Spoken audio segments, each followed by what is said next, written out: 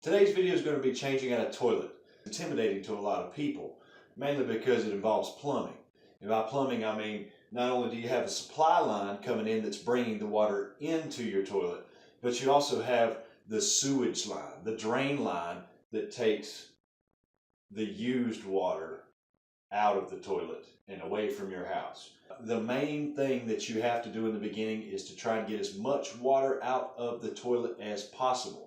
The first thing you're going to do is find your shutoff valve. If you don't have a shutoff valve right behind your toilet like I have, most new houses or newer houses have that because it's code to have a shutoff valve in your toilet. If you don't have a shutoff valve, you're going to have to turn the water off the main part of your house. That means either going out to the meter out at the street, or if you happen to have a main water shut off in your garage or in a utility closet or something like that.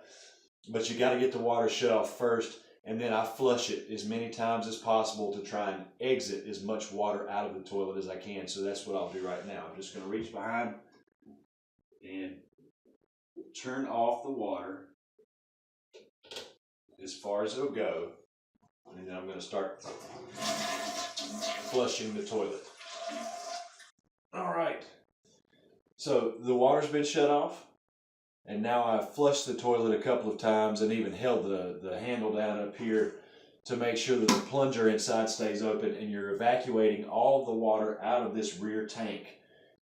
There's several different ways you can attack this from this point. You can try and mop up the rest of the water in there with a rag. It's clean water in that tank. Don't worry, it hasn't been in the toilet. It doesn't mix with it. It's all clean water that goes in that tank. You can mop that up with a rag and just kind of bring it out in the sink or the bathtub or into a bucket or whatever. And some people will take the back of the toilet off, the actual tank. There's screws underneath the bottom that you can get to and access it, and you can take the back side of the tank off if it's too heavy to move in one piece.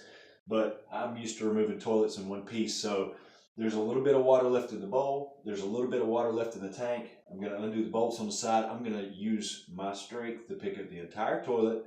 And then you can have a 5-gallon bucket. Maybe somebody help you. You can slide that underneath. You'll see in the bottom, once you pick this up, you'll see where it drains out, and you can set it on top of that 5-gallon bucket to let any little bit of residual water drain into that bucket, and you can kind of rock it back and forth to try and get some of the water out. You know, you rock it back and forth because you got a P-trap in the back of here. You're trying to empty all that out into the bucket. But what I'm going to do, I've got a shower right across from me.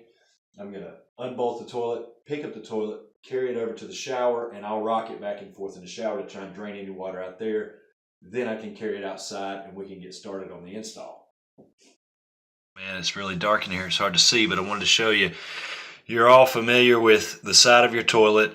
Usually it has caps on the side. These caps usually just pop right off, and then they'll expose a little nut and a washer, and then there's a bolt coming up through the floor that actually attaches to the flange. Now the flange is the part that sits on the floor that connects your drain pipe to the bottom of your toilet.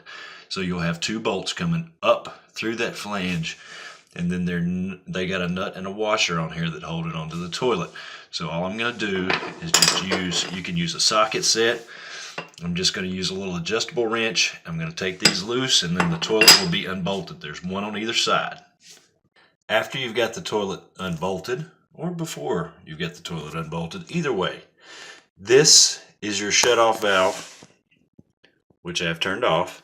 This is your line that comes up and connects to the bottom of your tank.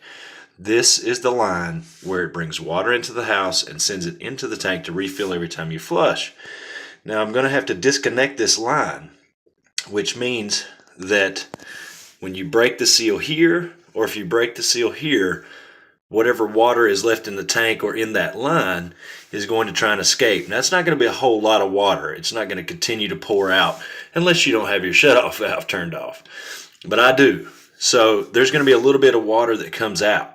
You can use a bucket to try and catch this water, or you can put a towel down to try and catch it and sop it up. I've got a small Tupperware container that I'm going to put underneath here, so when I break the seal, a little bit of water comes out. It's going to land in that bowl.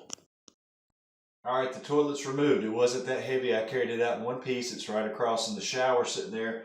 No water spilled out on the floor because I drained most of it out. So now what you have left is the flange with the wax ring on top of it. Now if your toilet's been down a long time, and when we bought this house was built 12 or 13 years ago, which doesn't seem that bad, but the wax ring has definitely showed its use. It's done its job. There's been no leaks. That's what it does, is seal up the bottom so that the drain liquid goes down into the drain pipe. But I've got to remove this old wax ring and then install the new wax ring.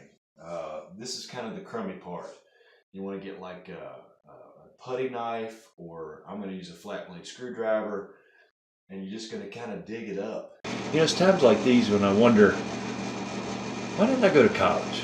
Oh my God, stop talking, put it in the toilet. All right, now on to what we have for the new toilet. I bought a toilet kit in a box. That means it comes with everything you need to install your new toilet. It comes with the wax ring, and yes, the new bolts and all that are included to actually bolt the toilet to the flange.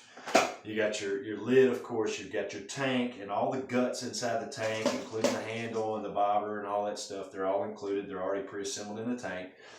I've got a new seat with all the hardware to attach it.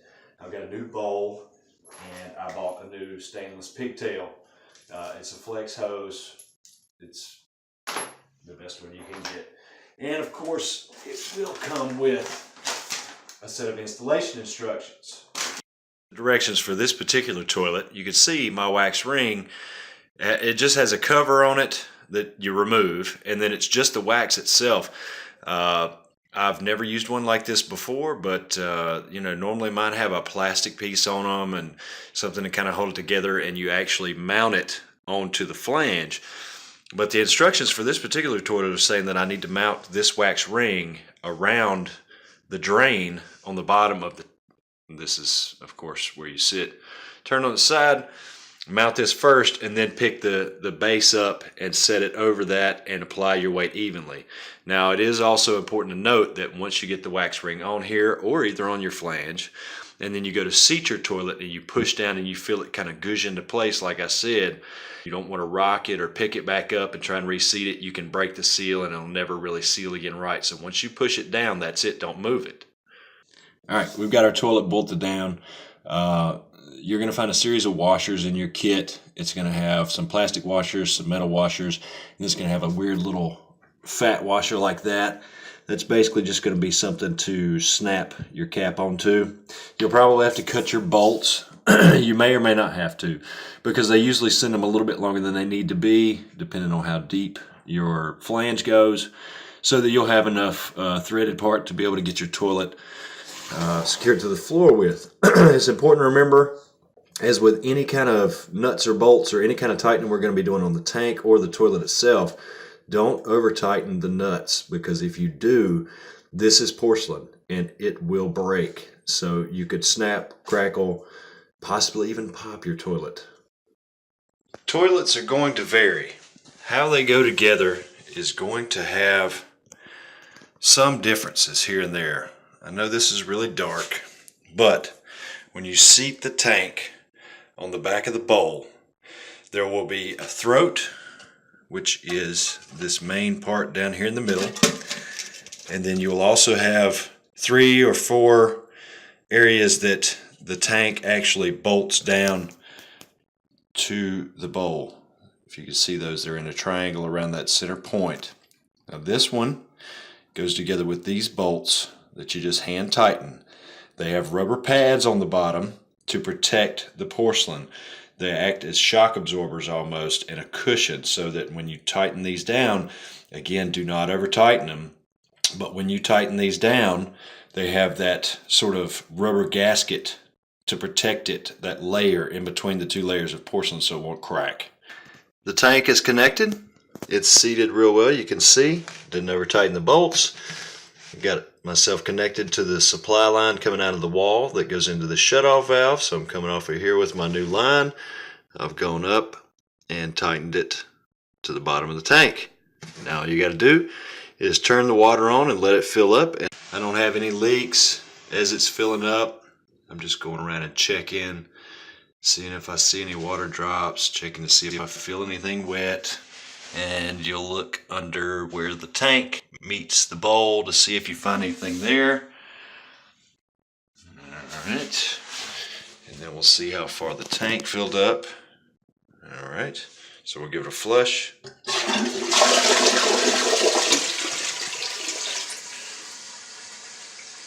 And that should fill the rest of the bowl up the rest of the way.